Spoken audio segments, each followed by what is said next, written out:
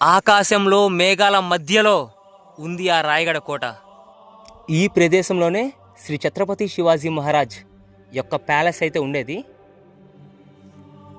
ఎటుపక్క చూసుకున్న పగిలిపోయిన గోడలు, అలానే కూలిపోయిన ఇల్లు మాత్రమే కనిపిస్తున్నాయి.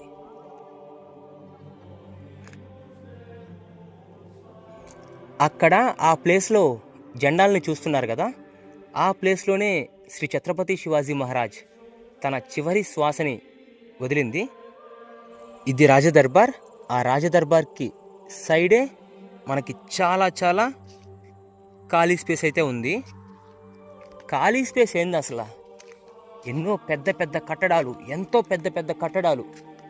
ఈ గోడలు చూసుకోండి, ఈ గోడలు కూడా చాలా చాలా బలంగా ఉన్నాయి. మీకు చిన్న బలంగా లేవు.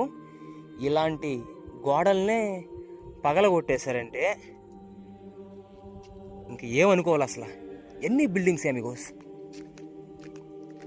అసలు కింద రూట్స్ దాకా వెళ్ళిపోయాయి.